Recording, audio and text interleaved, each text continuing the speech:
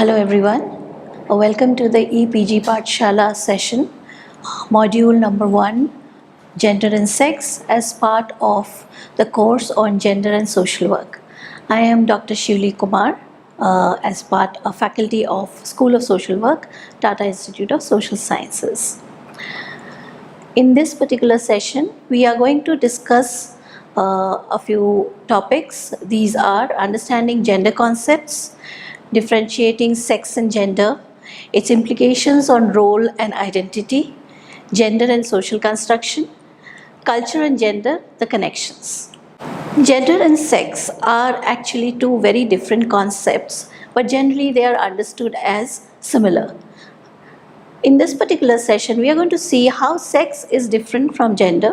Sex is usually aligned to physical anatomical structure of one's physical reproductive organ, while when we talk of gender, it is a different dimension of sex emanating from socio-cultural constructions. Given the potential variation in all of these, specifically the physical structure, because today's science has shown that there is a possibility of changing your sexual and hormonal organs, we really need to understand even biological sex must be seen as a spectrum or range of possibilities rather than as a binary set of two options, male and female. In that case, what then constitutes gender? Gender really refers to socially learned behaviors, expectations, what we do when we are growing up and how we are taught to either wear color blue or pink or not cry and cry.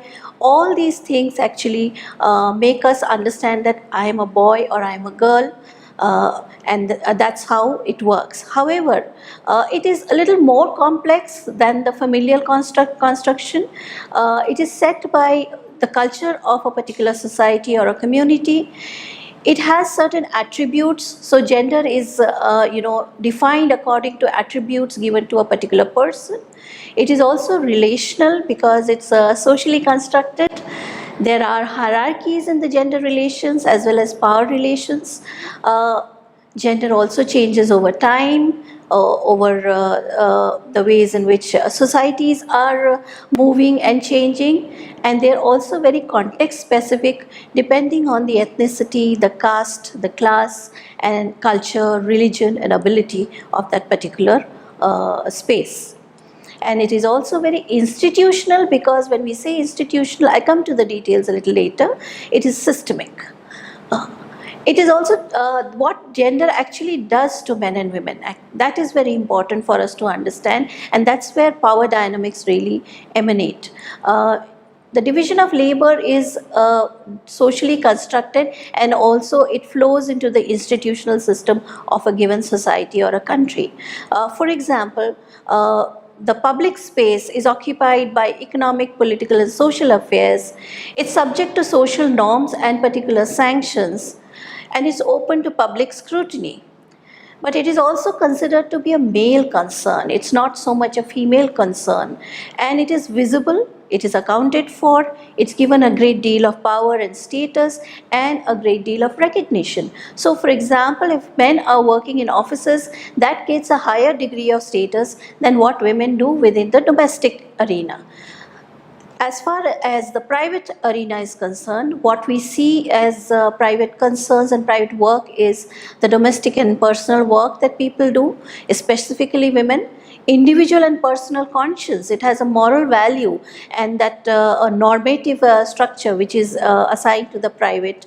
Then you have the private and the intimate sphere in terms of relationships and nurturing of the relationships, and it is considered as female concerns. It's given the attribute that's given, it's largely a female occupation that takes care of all these domestic arenas, the private arena, and therefore since it's private, it is invisible, it's unaccounted for, it's unpaid, it's disempowering, and there's hardly any recognition for it. This particular picture shows that how the man is saying that, oh, she doesn't work, she's a housewife. But as you can see, she's doing a lot of work actually, while she's also making sure that her husband is taken care of. Let's look at gender roles and how gender roles get created. One of the main dimensions of ways in which gender roles are created is the way in which division of labor is specified in different communities, countries and societies. When we were more of an agricultural, that is before the industrialized phase, when we were more of an agricultural society, at that point of time, most of the work was being done within the household arena. And within the household arena, the division of labor was not so stark, and most of the work was being shared equally by men and women. With industrialization, there was a need for workers within the industrial society, and there was this understanding that workers need to get out of the household and work within the factories and more of the formal spaces. In the due process, what really happened was a gradual progression towards division of labor between men and women. This sexual division of labor has been a very important dimension whereby genders and gender roles and gender inequalities have got created over a period of time. So let me explain a bit more in detail what is this division of labor that one is talking about. When we talk of economic, political and social affairs, when we talk of economic affairs, so we see how work gets assigned in the formal space. For example, men would tend to work in workplaces like offices, factories. They would also be working in even the informal economy, but that labor would be considered as important, significant and paid. And there would be some specific hours of work, and there would also be specific rules governing that particular space. Similarly, in the political arena, we find that it is more men who are part of the politics of each and every nation in the world today. There are more men there who take the decisions of what needs to be done with the country, what kind of laws should govern the country. So interestingly, in most cases, men would not tend to look at what happens in the domestic arena because they are not experiencing the domestic arena. So the politics therefore defines what kind of laws, what kind of policies get framed, and they are largely done by men. Secondly, they are subject to social norms and sanctions, but the social norms and sanctions give privilege to men over women because there is a visibility of the kind of work that they are doing, and that work is seen as contributing to the economy and the society and the country. So there is a specific status given to it, and that status gives power and privilege. So it becomes a cyclical motion where more men in public arena, more decision making taken by them, more patriarchal processes getting embedded in the society, and therefore more privileges to men. Now this particular dimension of the public arena is more visible, it is more accounted for. So to give you an example, when calculations are done for the GDP of a country, the work that men do gets far more visibility, and it's accounted for and calculated better than the kind of work that women do, because that remains in the invisible arena, and that's where the private becomes more significant. However, what kind of gendering happens is that the nurturing role is being played by women. They are socialized into it, culturally appropriated into it, and they tend to think that this is what they are supposed to do. So how women become women in the real sense, not in terms of their physiology, more as the way they are socialized, is by understanding, locating and being a part of that invisible, the private. So the domestic work that gets done by women, the agricultural work in terms of looking after livestock, getting the fuel and fodder, is all pushed into the domestic arena.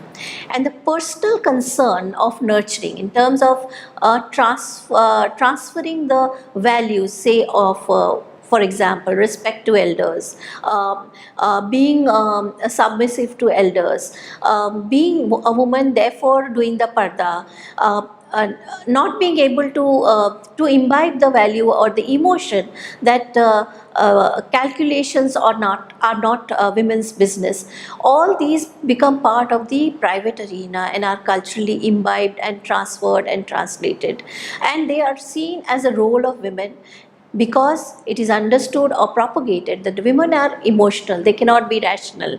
Women should be taking care of and giving love and nurturing to the household members. Women will be the caregivers of all family members. So that gets translated, and in on the one hand, and on the other, it is also something that is invisible. It is not accounted for in the national economy. It is unpaid. It is also very disempowering because of the low status that is given to this kind of a work, and it also creates a hierarchy that women are lesser than men. So when this is done, then women also tend to think and believe that they cannot do what men can do, and that is a dimension that is propagated by the ways in which sexual division of labor is structured within most countries and societies. We had spoken of institutional systemic gender situations, and gender is institutional. One is that most of the gender constructions are deeply embedded, and so deeply embedded are they that we never really think that it's within us because it's so socialized. The first institution that is really which does the embedding is the family and the household, and within the family it then flows into our relationships with our neighbors, our communities, our schools, which continue to perpetuate gender hierarchies, religion, economy, and even the state, which looks at gender in a particular way, and gender norms which govern women's lives and men's lives. The total pattern of gender relations, the stereotypes, the interrelationships, men-women's different placement in socio-economic and political hierarchies also create a different form of inequality for both men and women in different social stratifiers. So let's complicate the gender relations and power a little bit. When we say institutions, we have spelled out 4 specific institutions. One is the household, the other is the community, the other is caste. Community comprises of caste, religion, ethnicity, and region as well. Then you have the state, government. When we talk of state, we talk of the government and government institutions, for example, bureaucracy, parliament, and judiciary. These are all part of the specific institutional arena of the state. And most of all, the marketplace. And when we talk of the marketplace, we are talking of corporations, we are talking of multinational corporations, we are talking of private players. So these 4 dimensions of an individual's life actually complicate the gender relationships and the power hierarchies that are there within this. For example, the household has particular norms, cultures, which are specific to that particular household. But at the same time, it's the community to which that particular family may belong to. Say the Nayar family in Kerala, and there the normative structures may be that women are given right to property, but yet there are certain behaviors which are attributed to being women. So how that gets complicated by the community relationships, how that also further gets complicated by caste relationships, that lower caste women have to behave in a particular manner which is different from the upper caste. So lower caste women get discriminated by upper caste men as well as by upper caste women. When that happens, that particular notion, idea, and norm gives power to the upper caste women in a particular manner and upper caste men in a different manner. And within that, when that flows into the state systems, it operates in a hierarchical relationships. It's subconscious, and yet It ensures that certain people are kept at the lower levels of hierarchies, and certain men and women are kept at the higher levels of hierarchies. So that is very complicated. But yet at the same time, this diversity needs to be recognized in gender relations, because when we work with people, we need to also understand where is the power and where is the disempowerment, and how is it related to people's lives. Often when we talk of gender, we tend to look at it only as a binary and as what is seen as social construction. But culture plays a very important role in social construction, and that is usually not taken into account. Culture means that if I'm a Bengali Brahmin girl, then I will need to ensure that I don't go to the kitchen when I'm menstruating. And that in fact creates a certain degree of discrimination within my own family. And when I go out, subconsciously I'll make sure that I don't go to the temple and I don't go to the public spaces which are considered as sacred. And that is how culture behaves in a particular manner. So we need to keep that in mind when we are talking of gender and gender inequalities. And I will also behave in a particular way with the men in the community, and the men will behave with me in a particular way in that particular cultural context. When we talk of culture, we need to understand that what comprises of culture. By Sheck and Haggis, their understanding of culture is that it is cultivation of land, crops and animals, that is the agricultural economy. Cultivation of mind, arts and civilization, that is another form of cultural construction. Ways of life, meaning and values. When we look at, for example, when we talk of cultivation of mind and arts and civilization, we also see various dance forms, various cultural practices of death and birth, which are usually practiced in different societies and communities. That in itself has several kinds of spiritual meanings and hierarchies, which then spell out what should men do in that context and what should women do in that context. And also the ways of lives which are structured by representation and power. So in the Hindu culture, women are seen as or projected as goddesses. So we have several Hindu goddesses in the Hindu pantheon, but at the same time, while they are worshipped, in the private sphere, there is a lot of work that they need to do. There are various fertility rituals that they have to perform, which may not get the same kind of power and advantage that a Hindu goddess would actually get. So the representations of goddess also creates a different kind of difficulty for women, and create a different kind of inequality for women, because they are put in a pedestal and they're supposed to perform that particular role, so they are not really human at that point of time. So while we were talking of gender and culture, one also needs to elaborate that how does culture become part of cultivation of land, crops and animals. Let us take an example that when you look at a farming household, what is the kind of work that women may be doing within that particular household? Usually it is understood when women are seen as homogeneous entities, it is understood, oh, women would be doing the caregiving work within the household, would be cooking, washing, cleaning and looking after children and elderly. But that's not all that women do in an agricultural society. They would also do the sowing, some of the harvesting, looking after the livestock, getting the fuel and fodder. Now, when a culture recognizes that and gives that as a high status, then women within that society are accorded a higher status, and the gender roles are also seen as significant.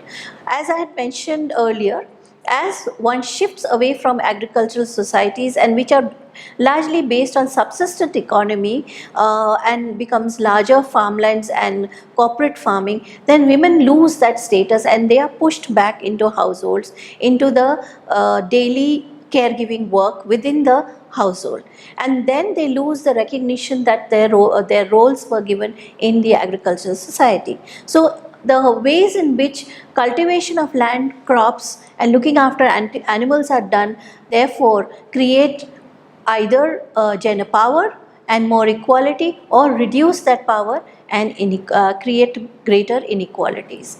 Similarly, when we come to cultivation of mind, arts and civilization, certain forms of arts are given more, are seen as men's business, and certain others are seen as women's roles. For example, if you look at Bharatanatyam as a dance form, there are fewer men who are Bharatanatyam artists than women. And similarly, if we look at the martial arts and the kind of militant, so-called militant arts that are there, you will find that usually it is seen as men's domain and not so much as women's domain. Similarly, in sports, it is generally propagated that women cannot do the things like wrestling and weightlifting, while men would perform them better. Of course, these binaries are now changing, but this is how different societies perceive and propagate the roles. Similarly, ways of life, meanings and values are something that are very, very significant. For example, when a girl is born in a family, it is usually said that she does not belong to this family. She is to be watered, she is to be taken care of like a tree, but she is going to be sent to another family. So she is paraya dhan in the meaning of it, that she does not belong to this particular household. But men are seen as the patriarch of the family, who are responsible for carrying on the lineage of the family, and hence they are told that they need to be responsible, they need to take care of the household by earning well. They need to also stop, they should not be crying, they should be strong emotionally as well physically. So these are some of the kinds of meanings that are given, values that are given to men and women, and that's where the gender roles start emanating as a binary, that the men are masculine and women are feminine.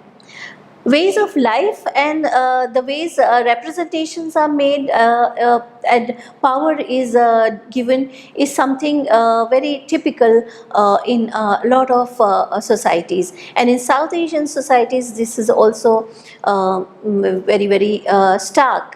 In the sense that when men belonging, say, to Haryana, the gender projection and the ways men are to be seen are physically very strong, very masculine, speaking a very rough language and not listening to women. So if you see the film Dabang, then you will see that ideal typical Haryanvi man, and the way the man is represented in media or in films, in stories. The same way women are shown as again, giving a commonplace example, women are shown as being soft, as being shy, as also saying yes when they are saying no to various advances being made by men. In different films within India, in India, you will find this kind of women being projected, be it Wahida Rahman, or be it Madhuri Dixit, or maybe even Priyanka Chopra. They've all played these roles in varied form, where women's role and how women should look and how women should in today's world especially should be looking in terms of their physical bodily structure gets propagated. So what happens really is men continue to be seen as powerful, men continue to be seen as protector of women, and men continue to be seen as even violators of women, and yet they are, because they are because they are powerful, because they have more power over women, so they have a right to violate women, is a general understanding that gets propagated within the country And that is what is known as cultures of representation, and gets understood by common people, ordinary people, and men and women therefore get structured within these kind of representations and perpetuate and propagate these kind of representations. Is it okay? Yeah. Another direction that we need to take, and we need to really understand specifically in our South Asian countries and communities, is to understand gender and intersectionality. Though the concept of intersectionality was brought through by a black feminist writer, theorist called Kimberly Crenshaw, who worked with the African American women and they addressed their domestic violence situations. She analyzed and she said that the kind of discrimination and the kind of marginalization and the kind of gender constructions that African American women actually come up with is very different from the white American women. And therefore, it is important to understand that these kind of discriminations also form the kind of gendered roles that women from these communities would imbibe, understand, and perform.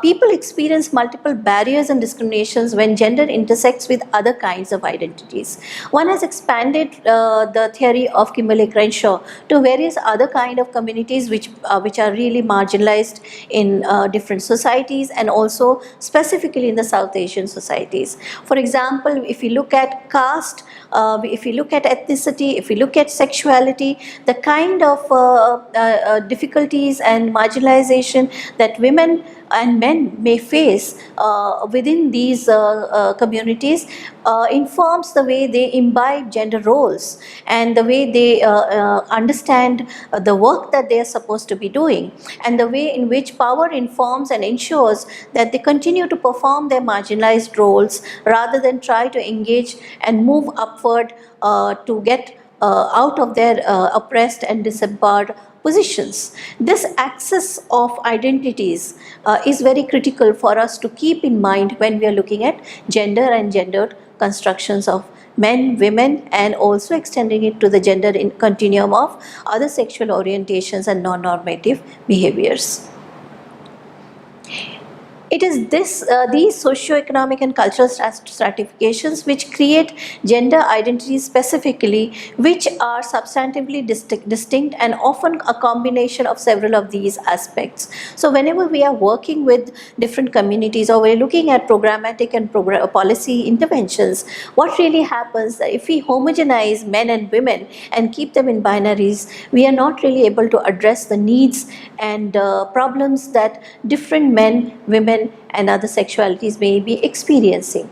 Hence, it's very essential to problematize the whole concept of gender by bringing in intersectionalities and talking about intersectionalities from the point of view of racism, casteism, patriarchy, class oppression, heteronormativity, religious fundamentalism, and other systems of discriminations which create inequalities that structure the relative positions of women within these communities. To summarize this particular module, let's understand that we have looked at gender and sex and the difference between the two, and it is not just about biological difference when we talk about gender. We have discussed gender roles, we have discussed how culture informs gendered constructions. We've also looked at intersectionality and the institutions, various institutions that focus and create this complex web of gender constructions and thereby create inequalities for women against men. It is important to keep these basic concepts in mind when we are working with various constituencies in the field, and also very important for us as a first point to understand the entire course of gender and social work. At the end of this particular module, which you might like to read, specifically V. Geeta, who has extensively written, or there are different variations of these concepts within that, as well as Kamla Bhasin as a beginning point. And to understand intersectionality, you might want to look at Kimberly Crenshaw's Mapping the Margins, Intersectionality, Identity, Politics and Violence Against Women of Color.